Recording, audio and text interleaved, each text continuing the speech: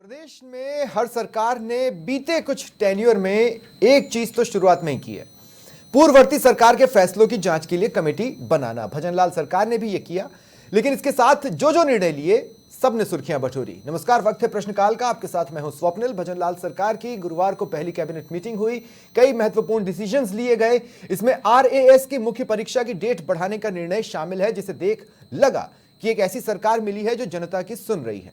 100 दिवस की कार्य योजना वाली बात भी अट्रैक्टिव तो है ही।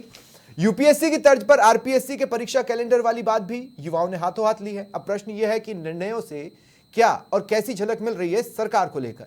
साथ ही प्रश्न यह भी कि क्या यह विकसित राजस्थान के सपने की झांकी है।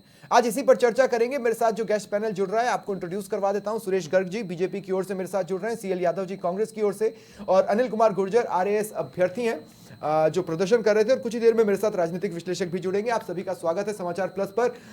अनिल कुमार गुर्जर जी, आपके संघर्ष को मुकाम मिला, एक मंजिल मिली।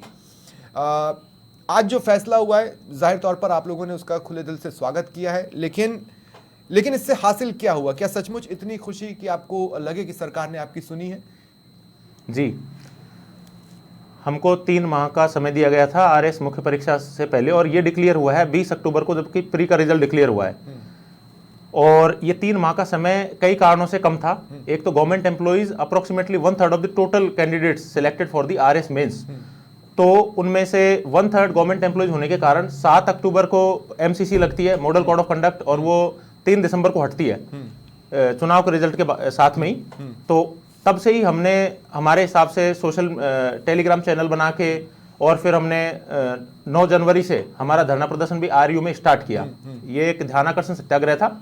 उसके साथ में हमने छोटे छोटे डेलीगेशन भी आए। आपके इस आंदोलन के दौरान पॉलिटिशियंस भी आते रहे, किरोड़ी लाल मीणा आए और भी कई चेहरे। जी, पॉलिटिशियंस ही नहीं बल्कि सिविल सोसाइटी ऑर्गेनाइजेशंस की तरफ से भी लोग आए, और साथ में जातीय संगठनों से भी लोग आए, और भी अन्य जो पहचानों के साथ में जुड़ते हैं। तो उन्होंने हमारे मुद्दे की संवेदनशीलता को जिन्होंने भी समझा है, वो सब लोग हमारे साथ में आए, क्योंकि ये एक संवेदनशीलता का मुद्दा था, एक मानवता का मुद्दा था। अगर किसी भी समाज में अगर एक वर्ग प्रताड़ित है या फिर उसके साथ में अन्याय हो रहा है। नहीं, लेकिन आपने खुद कहा अनिल की 1/3, मैं कह रहा हूं बाकी बचे 2/3, क्या वो इससे सहमत होंगे या वो नाराज हो जाएंगे? क्योंकि सोशल मीडिया पर आप भी जानते हो दोनों हिस्से थे जी, दोनों धड़े थे जी।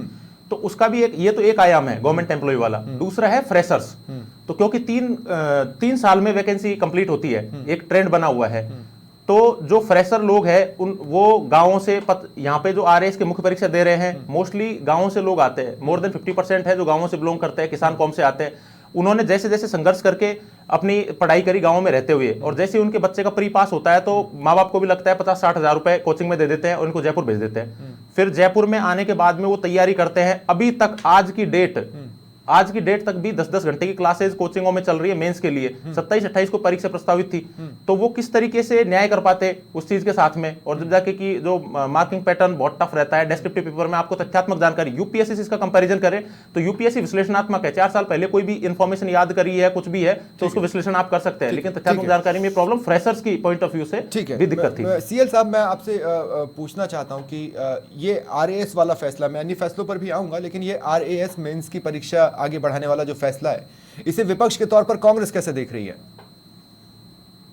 देखो, जो संघर्ष था आरएस के जो स्टूडेंट्स का, वो इस संघर्ष कामयाब हुआ और सरकार को झुकना पड़ा।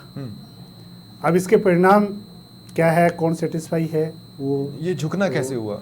झुकना ही हुआ सब। यदि आपको डेट सरकार के चेहरे वहां तक पहुंचे, उनकी बात सुनी और उसको सीएम तक पहुंचाया और फैसला हुआ। कहां सुनी साहब? उनको पुलिस के द्वारा खदेड़ा जाता है राजस्थान यूनिवर्सिटी के गेट से। दिन में एक कोई माननीय मंत्री जी मिल के आते हैं और शाम को पुलिस पहुंच जाती है उनको खदेड़ने के लिए। वो डटे हुए, उनकी हिम्मत की दाद देनी पड़ेगी कि वो डटे रहे, और आखिरकार सरकार को झुकना पड़ा उनकी जायज मांगों के सामने। नहीं, लेकिन सीएल साहब, जहां से हम लोग बैठ के देख रहे हैं, हम तो ये देख रहे हैं ना कि किरोड़ी लाल मीणा भी पहुंचे, एबीवीपी ऑलरेडी वहां पर खड़ा हुआ था, काफी लंबे समय तक वो खड़ा रहा। विपक्ष के तौर पर कांग्रेस नहीं खड़ी हुई दिखाई दी, लेकिन फिर भी इसलिए मैं पूछ रहा हूं, ये राजनीतिक मुद्दा नहीं था। हाँ। ये स्टूडेंट्स का मुद्दा था। जो आरएस के जो स्टूडेंट्स है उनका मुद्दा था। राजनीतिक मुद्दा होता तो कांग्रेस खड़ी दिखती। राजनीति इन विषयों में कांग्रेस का धर्म नहीं है, ये बीजेपी करती है। तो आपका स्टैंड क्या रहता है? डेट बढ़नी चाहिए थी या नहीं बढ़नी चाहिए थी? जो जायज मांग थी, स्टूडेंट्स की मांग थी कि पर्याप्त समय नहीं मिला, या तो आपका कैलेंडर फिक्स होना चाहिए कि इतने दिन बाद में ये होगा। ऐसा कुछ है नहीं आरपीएससी में, यूपीएससी की तरह है नहीं। यूपीएससी में खैर अभी 10 साल से ट्रेंड चेंज हो गया, वहाँ सप्लीमेंट्री लिस्ट आने लग सरकार गई के दूसरे और फैसले बहुत का भी कुछ स्वागत आने कर लग रहे गई। हैं। लेकिन जो आप आरपीएस सरकार के दूसरे फैसले का भी स्वागत कर रहे हैं इस तरह से। यूपीएससी की तर्ज पर आरपीएससी अगर परीक्षा कैलेंडर जारी करेगा तो ये स्वागत योग्य नहीं, फैसला लेकिन सप्लीमेंट्री लिस्ट आने लग गई ना। इन्होंने यूपीएससी को जो डेंट पूछा है पिछले 10 साल में, पूरे देश देख रहा है। हम तो चाहते हैं कि आरपीएससी है ना जो कैलेंडर इश्यू करे और उसके हिसाब से स्टूडेंट्स को मौका मिले। एक एनालॉजी में जो समझना चाह रहा हूँ सीएल साहब, मैं ये सवाल के बाद फिर मैं गर्ग साहब के पास जाऊंगा। जैसे जब कांग्रेस का राज था या गहलोत राज था, हमने इसी प्रदेश में, इसी राजधानी में बेरोजगारों को प्रदर्शन करते देखा, या हमने आईए और सीए से जुड़े लोगों को प्रदर्शन करते देखा। फिर हमने ये देखा कि जब यहाँ पर कोई नहीं पहुँचा, कोई मिला नहीं, तो वो दिल्ली चले गए या यूपी चले गए प्रियंका गांधी से मिलने के लिए। क्या ये एनालॉजी ठीक है कि उस समय सरकार सुन नहीं रही थी, इस समय सुन लिया? स्वप्निल जी, अपन वर्तमान की बात कर रहे हैं। वर्तमान में क्या है, वर्तमान परिस्थितियां वर्तमान है, लेकिन मैं ये समझना चाह रहा हूँ कि एक ऐसी सरकार जो सुन रही है और एक ऐसी सरकार जिसने नहीं सुना। नहीं सुना सरकार ने, हमने सबके साथ सुना, हमारे मिनिस्टर्स ने मीटिंग ली है। उसके बाद भी वो एजेंट थे भाजपा के, जो दिल्ली गए, जो लखनऊ गए, वो कौन थे? वो इनके टिकटार्थी बने, जो युवाओं को, नवयुवकों को नहीं, वो यही प्रदर्शन कर रहा था, दूसरे लोग दिल्ली गए थे। वो लोग ही गए, उनका नेता वही था जिसको इन्होंने टिकटार्थी बनाया। तो इसलिए राजनीति थी भाजपा की। इसलिए हम ऐसे मुद्दों में, मैंने शुरू में बोला कि हमारा धर्म नहीं है कि जहाँ पे युवाओं के साथ कोई खिलवाड़ होता है वहाँ राजनीति करे। जो हकीकत है, नहीं, वैसे उसी आप जैसे बीजेपी का एजेंट कह रहे हैं, मैं कोई उनका बॉडीगार्ड नहीं हूं, लेकिन इसके बावजूद भी वो जिसे आप एजेंट कह रहे हैं, वो शख्स बीजेपी के अगेंस्ट भी चुनाव लड़ने की घोषणा कर चुका था जब वहां पर बेरोजगारों के लिए लड़ रहा था। उसे जहां मौका मिलता, उसे अगर आप में भी मौका मिलता तो हो सकता है कि वो आप तक भी आ सकते थे। बरा पॉलिटिकल एम्बिशन है, वो अलग चीज हो गई। लेकिन गर्ग साहब, अब मैं आपसे पूछ रहा हूं, ये फैसला आपको उल्टा तो नहीं पड़ेगा? मतलब अच्छे से ठीक से सोच समझ लिया है आप? ये देख रहे हैं कितने लाभान्वित हो रहे हैं, कितने नहीं, आपने सारी चीज देख ली है? नहीं तो अभी एक प्रदर्शन ये भी चालू हो सकता है कि भाई दूसरा धड़ा खड़े हो जाए कि भाई पेपर समय पे करा। नहीं, देखिए, इसमें सभी परीक्षार्थियों को ध्यान में रखते हुए डेट एक्सटेंड की है। और फिर हमने ये भी तो कैबिनेट में एक डिसीजन लिया है कि जिस तरह से यूपीएससी के अंदर एक भर्ती कैलेंडर जारी होता है, उस तरह से राजस्थान में भी होना चाहिए। क्यों नहीं होना चाहिए? अगर मान लो भर्ती कैलेंडर अगर यूपीएससी की तर्ज पे अगर राजस्थान में भी होता है तो ये तो अच्छी बात है। इसके बाद में किसी का विरोधाभास नहीं होगा, सबको खुशी रहेगी। तो छात्र परीक्षार्थियों को ध्यान में रखते हुए हमने डेट एक्सटेंड की है। इसमें कोई राजनीतिक वाली बात नहीं है, क्योंकि आज हम सरकार में, हमारा सरकार में, तो हमारा दायित्व है कि उस पूर्व में जब भी आप प्रदेश में रहे, बात को सुनना। पूर्व में आप जब भी इस प्रदेश में सत्ता में रहे, भजनलाल सरकार उन सबसे अलग है? मतलब इतना अहम मुद्दा तो पहले भी उसको इस पर काम हो सकता था। देखिए, जो सरकार आती है वो अपना आप में, आज भजनलाल जी की सरकार है और आपने देखा होगा डे वन से, जिस दिन से भजनलाल जी ने शपथ ग्रहण समारोह उनका हुआ, तब से हमने जो हमारे संकल्प पत्र में जो बातें थी उनको धीरे धीरे हम लागू कर रहे हैं। ऐसा नहीं है कि चुनाव आने के टाइम पे करना, लेकिन हम एक दिन से दूसरे दिन से, आपने देखा होगा पेपर लीक मामले के अंदर हमने एसआईटी गठित की, एंटी रोमियो के लिए एसआईटी गठित की।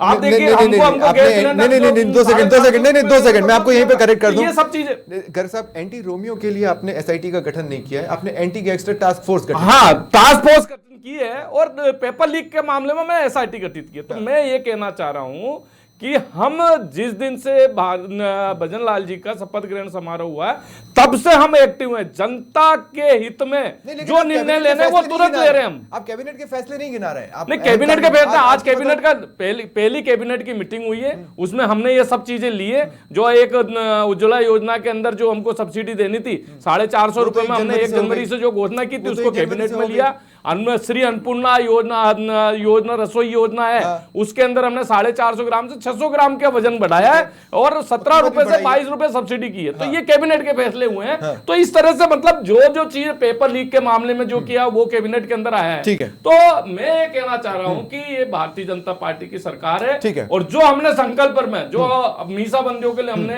मेंशन वापस चालू कर दी, क्योंकि कांग्रेस की सरकार ठीक है। एक अहम सवाल मैं ले लेता हूं, उसके बाद फिर मैं श्याम सुंदर जी के पास जाऊंगा, वो भी मेरे साथ जुड़ चुके हैं। श्याम जी, मैं आपका भी स्वागत करता हूं। अनिल, मैं एक सवाल ये पूछना चाह रहा था कि क्या बेसिकली आपको ये एहसास हुआ या आपको ये महसूस हुआ कि आपको सुना गया है, या आपको ये लगा कि हम अगर संघर्ष नहीं करते तो कोई सोचता विचारता भी नहीं और संघर्ष करना पड़ा इसलिए किसी को सुनना पड़ा? जितना सर मैं समझता हूं, मैं कोई राजनीतिक विश्लेषक तो हूं नहीं, मैं अभ्यर्थी हूं। और नहीं, मैं इसलिए आपकी फीलिंग पूछ रहा हूं। हाँ, आपको क्या महसूस हुआ? सर मेरी फीलिंग ऐसी है कि हम कोई भी मांग को रखने का एक तरीका होता है, और क्योंकि ये गांधी का देश है और संवैधानिक व्यवस्थाएं यहाँ पे है, लोकतंत्र है, और शांतिपूर्वक तरीके से हमने एक ध्यान आकर्षण सत्याग्रह किया, साथ में हमने डेलीगेशन, छोटे-छोटे डेलीगेशन, शायद एक छोटी सी धक्का मुक्की की नौबत आई थी एबीवीपी के एक चेहरे के साथ आपकी। नहीं सर, बल्कि एबीवीपी ने तो हमको सपोर्ट किया है। एबीवीपी ने हमको सपोर्ट किया है, और भी जो छात्र संगठन है उन्होंने भी सपोर्ट किया है, जातीय संगठनों ने हमको सपोर्ट किया है। ठीक है। तो हमारी जो मांगे थी वो बहुत ही सहज थी और तार्किक थी, संवैधानिक थी, और उसको संवैधानिक तरीके से हमने उसी दरमियान चीजों को रखा। ठीक है। और सरकार ने उसको सुना। ठीक है। श्याम सुंदर जी, मैं आपके पास आ रहा हूं। आज सबसे ज्यादा सुर्खियां आरएएस वाली घोषणा ने ही बटोरी है, इसलिए मैं शुरुआत में आरएएस पर ही बात कर रहा था। लेकिन ओवरऑल इस पहली बैठक जो कहते हैं, आप क्या मानते हैं इस कैबिनेट की बोहनी कैसी हुई है? देखिए स्वप्निल जी, कैबिनेट की बैठक करने की मजबूरी है वही कि राज्यपाल के अभिभाषण को आपको पारित करना था, क्योंकि विधानसभा का सत्र कल से शुरू हो रहा है 19 तारीख से। तो आपको विधानसभा में जो राज्यपाल का अभिभाषण है उसका अनुमोदन कैबिनेट करती है, वो किया है। अब देखिए, आरएएस परीक्षाओं की, मुख्य परीक्षाओं की तिथि बढ़ाने का फैसला, क्योंकि सीधे तौर पर प्रदेश में युवा प्रभावित होते हैं। युवाओं की बात कहते थे बीजेपी सरकार में आने से पहले, तो उन्होंने युवाओं को ध्यान में रखते हुए फैसला किया है। लेकिन नीतिगत निर्णय ये तो पहले भी आप उठा सकते थे उनको, जिस प्रकार से आंदोलन चलाया, इस सर्दी में जो इस तरह से बच्चे बैठे रहे, मंत्री आपके आश्वासन दे करके आते रहे थे, लेकिन आप उनको विश्वास दिलाते थे कि हाँ हम कर देंगे फैसला, तो कोई दिक्कत नहीं होगी। अब क्योंकि कैबिनेट का फैसले की सिफारिश आरपीएससी को जाएगी और आरपीएससी उसको कन्वर्ट करेगा, आगे बढ़ाएगा, क्योंकि आरपीएससी को अधिकार है, कैबिनेट को केवल सिफारिश करने का अधिकार है कि उस प्रकार की हम सिफारिश करते हैं। तो जनहित का मुद्दा निर्णय किया है। लेकिन दूसरी बात यह है कि मीसा बंदियों को आपने पहली ही कैबिनेट में 20,000 रुपए पेंशन और 4,000 रुपए आप प्रतिमाह हेल्थ के देंगे, हेल्थ के जो चिकित्सा सुविधा के रूप में। 24,000 रुपए कितने लोगों को देंगे पता नहीं मुझे, लेकिन पहले ये सब फैसला पहली कैबिनेट में बैठना सब लोग सोच रहे थे। जो मोदी जी विश्वास दिला के गए थे कि पेट्रोल में 12 रुपए जो जेब में जाते हैं, अशोक गहलोत के ऊपर आरोप लगाते थे कि सरकार जेब में रखती है, तो वो उसके ऊपर कोई डिस्कस नहीं हुआ, कुछ नहीं हुआ। पहली कैबिनेट में कम से कम कोई कमेटी बनाते, कुछ तो करते, उस पर कहने की स्थिति। हाँ गर्ग साहब, ये क्लैरिटी तो नहीं आई, ओपीएस को लेकर भी कोई क्लैरिटी नहीं आई इस मीटिंग के बाद, नहीं पेट्रोल डीजल को लेकर कोई क्लैरिटी आई है। हालांकि पेट्रोल डीजल पर तो आपने सिर्फ यही कहा था हम समीक्षा करेंगे, तो हो सकता है समीक्षा चल रही हो, लेकिन ओपीएस पर तो आज भी आपका स्टैंड ही समझ में नहीं आया। हमें लगा था कि पहली मीटिंग के बाद हो सकता है कि हमें आपका एक स्टैंड पता चल जाएगा। देखिए ओपीएस, देखिए मैं तो कह रहा हूँ स्वप्निल जी, ओपीएस के बारे में देखिए, जो पुरानी पेंशन योजना के बारे में तो नीतिगत निर्णय केंद्र लेगा। राज्य सरकार की हिम्मत नहीं है, क्योंकि एक फाइनेंस देखिए। मैं स्टैंड जानना चाह रहा था श्याम जी कि मतलब कम से कम हमें ये तो पता चल जाए कि स्टैंड क्या है। कई बार क्या होता है ना कि चीजें इलेक्शन के एकदम नजदीक आके होती हैं, लेकिन अगर शुरुआत में कम से कम स्टैंड पता चल जाए। अभी कई सारे, गर्ग साहब से मेरा सवाल है, गर्ग साहब अभी कई सारे धड़े हैं जो पहले ही बोल चुके हैं कि भाई अगर क्लैरिटी नहीं आएगी तो हम आंदोलन करेंगे। अब जैसे आरएएस के जो अभ्यर्थी हैं, कल को हो सकता है वो भी तो पेंशन को लेकर सोचेंगे ना, भले वो ओल्ड पेंशन या एनपीएस को लेकर उन्हें भी तो एक दिन सोचना ही है। स्वप्निल जी, केंद्र सरकार ने एक कमेटी बनाई है, उस कमेटी का जो निर्णय होगा वो केंद्र सरकार और राज्य सरकार उसको फॉलो करेगी। केंद्र सरकार ने एक कमेटी बनाई है ओपीएस के मामले में, एक कमेटी केंद्र सरकार ने बनाई है और कमेटी उस पर अध्ययन कर रही है। और जिस दिन उस पर रिपोर्ट आ जाएगी उस दिन केंद्र साहब, सरकार और राज्य सरकार देखिए, उसको NPS लागू में- करेगी। NPS में एक संशोधन हमने बीते 24 घंटे के भीतर देखा है। तो सर हमने देखा है ना? मैं यही तो मैं- कह रहा मैं- हूं कि मैं- हमने कमेटी, स्वप्निल जी हम यही तो नहीं, कह रहे हैं कि OPS को लेकर केंद्र ये सरकार बातें आ ने रही है कि कमेटी शायद अभी बनाई कुछ है। सोचा ही नहीं जा रहा। मुझे ये बताइए कि चलो ओपीएस कब बंद हुई थी? 2004 के अंदर। 2004 से 2014 तक सरकार किसकी थी केंद्र के अंदर? यूपीए की सरकार थी, कांग्रेस की सरकार थी। तब ये कहां चले गए थे? इनको चुनाव के टाइम पे यूपीएस कैसे याद आई थी? तो वो मुद्दा तो चलो कोई बात नहीं, वो ठीक है, लेकिन भारतीय जनता पार्टी की सरकार केंद्र में भी है, राजस्थान में भी है, और केंद्र ने ओपीएस के मामले में एक कमेटी बनाई है। कमेटी इसका अध्ययन कर रही है कि इसके अंदर ओपीएस के अंदर या एनपीएस में क्या संशोधन होना, वो कमेटी का जो निर्णय होगा उसको हम लागू करेंगे। राजस्थान में भी लागू होगा और केंद्र में भी लागू होगा। तो ये चीज है। एक बात मैं यहाँ पर कहना चाहता हूँ गर्ग साहब, मैं सिर्फ देखिए इतनी सी बात कहना चाहता हूँ कि मुझे लगता है कि अब हम ऐसे दौर में पहुंच गए जहां से हम कांग्रेस से सवाल पूछने की जगह अब बीजेपी से भी सवाल पूछना चालू करेंगे, क्योंकि 5-5 साल के हिसाब से तो आपके भी खाते में पूछिए, जवाब देंगे हम, आराम से जवाब देंगे सब। हम पीछे भागने वाले नहीं है, हम तथ्यों पे रहेंगे, तो जवाब देंगे।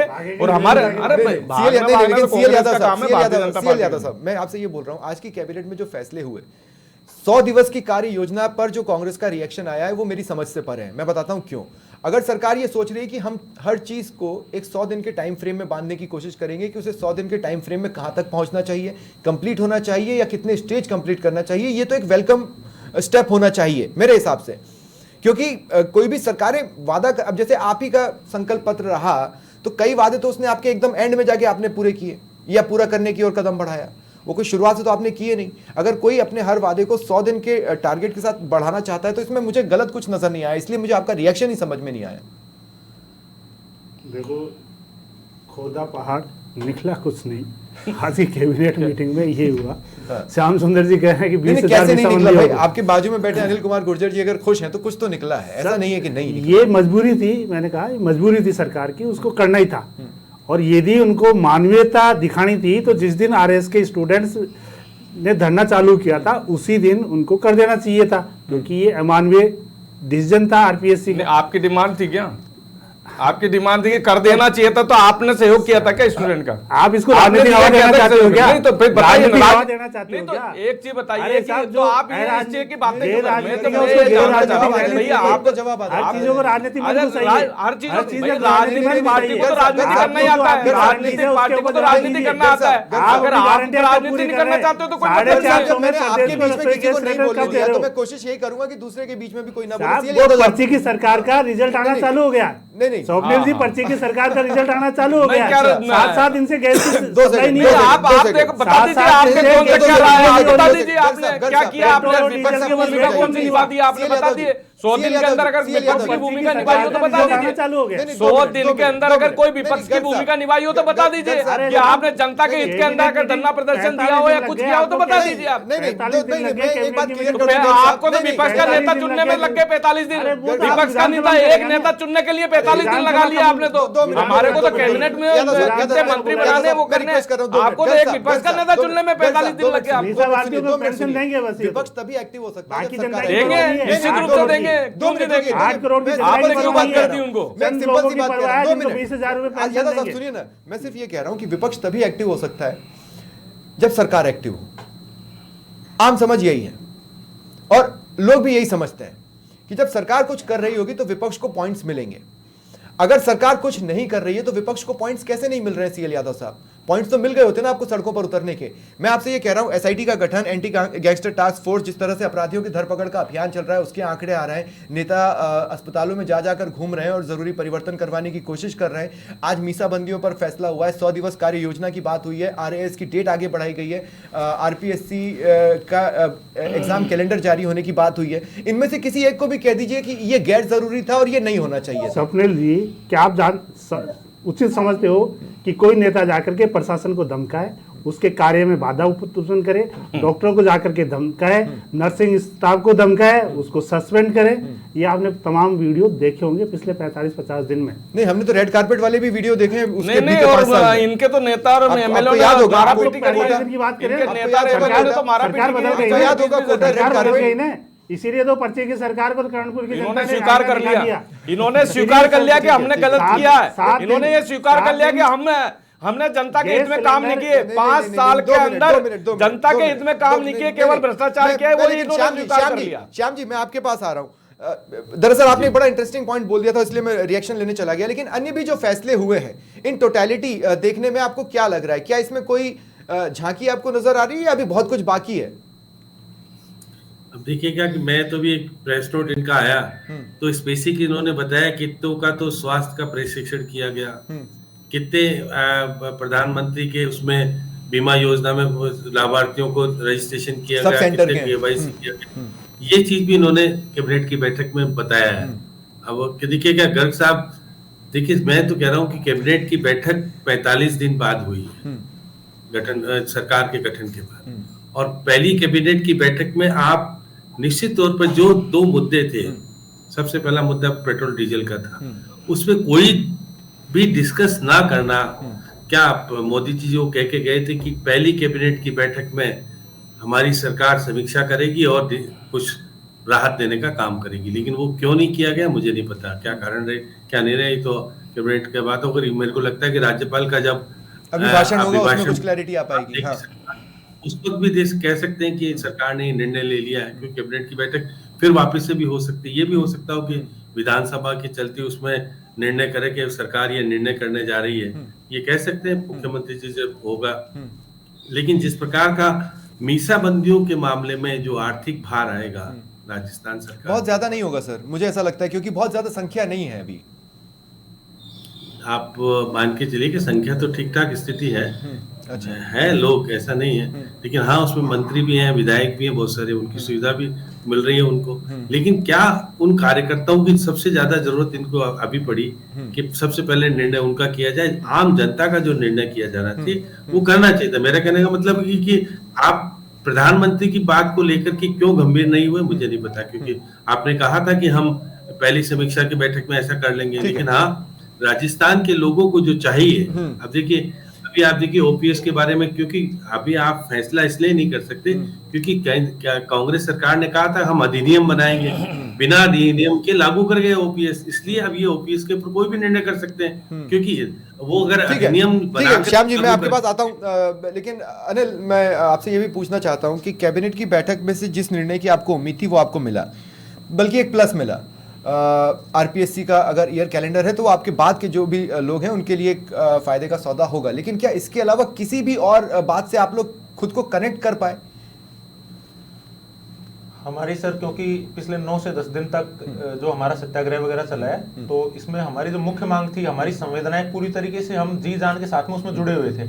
तो हमारा अन्य मुद्दों के साथ में कनेक्टिविटी जब होती है जब एक डोमिनेटिंग विचार आपके दिमाग में नहीं हो, तो पूरे दिमाग की जो मेंटल फंक्शनिंग है उसको ऑक्यूपाई किया हुआ था इस विचार ने कि ये मुख्य परीक्षा की तिथि आगे बढ़नी चाहिए, क्योंकि ये हमारे लिए जीवन डिसाइड करने वाला चीज था। अब आप लोग रिलैक्स्ड हैं, उसमें फोकस नहीं, अब आप लोग रिलैक्स्ड हैं। लेकिन सीएल यादव साहब, मैं फिर एक बात कह रहा हूँ, न तो क्राइम के मुद्दों को आप मुद्दा बनाकर सड़कों पर आ पा रहे हैं, न आर्थिकी के मुद्दों को आप मुद्दा बनाकर सड़कों पर आ पा रहे हैं, न इनमें से किसी भी निर्णय के खिलाफ आप सड़कों पर आ पा रहे हैं। आप सड़क पर आना क्यों नहीं चाहते हैं? मतलब कहने का मतलब यह है कि क्या आपको ये लग रहा है कि इतना आप बैक नहीं कर पाएंगे उस मुद्दे को जिस पर लोग आकर्षित हो जाएं, या अभी जल्दबाजी होगी सड़क पर उतरना, क्योंकि अभी सरकार एक ऐसे पीरियड से गुजर रही है जब लोगों का साथ उसे ताज़ा ताज़ा मिला हुआ है, तो हम थोड़ा सा वेट एंड वॉच करते हैं? स्वप्निल जी, अभी कैबिनेट की चर्चा चल रही है, कैबिनेट मीटिंग की चर्चा चल रही है, ये फोटो भी चर्चा का विषय है बहुत बड़ा। इसके मायने क्या है? क्या सरकार 5 साल तक पर्ची से चलेगी, कठपुतली की तरह चलेगी, या क्या? दूसरी रही सड़कों पे उतरने की बात, हर चीज की एक स्ट्रेटेजी होती है, क्योंकि पब्लिक का जो इनकन्वीनियंस है उसको भी मायने होते हैं। आप आए दिन देख रहे हो, आज श्याम सुंदर जी किसी चैनल पे थे, वो भी कह रहे थे, उनके दूसरे पत्रकार बंधु भी कह रहे थे कि पता ही नहीं चलता है कि कब वीआईपी मूवमेंट हो जाए, कब रोड ब्लॉकेज हो जाए, कहाँ जाम मिलेगा, कुछ प्रिडिक्ट ही नहीं कर सकते। तो हम ऐसा नहीं चाहते जिससे पब्लिक इनकन्वीनियंट फील करे, पब्लिक को दुविधाएं हो। बिना पब्लिक के बीच आए विपक्ष सस्टेन नहीं कर सकता सर। बहुत तरीके हैं। नहीं, कमरों में बैठकर विपक्ष सस्टेन नहीं कर सकता। कांग्रेस ने देश को बनाया, कमरों में बैठने का खामियाजा कांग्रेस ने देश को बनाया है। तोड़फोड़ करना ये भाजपा आरएसएस का काम है, रोड ब्लॉकेज मैं आपको तोड़फोड़ करने के लिए नहीं बोल रहा हूँ साहब, जनता के मुद्दों को लेकर सड़कों पर उतरना विपक्ष का क्या होगा? अरे वो रोड ब्लॉकेज करोगे, क्या होगा? रिजल्ट क्या निकलेगा?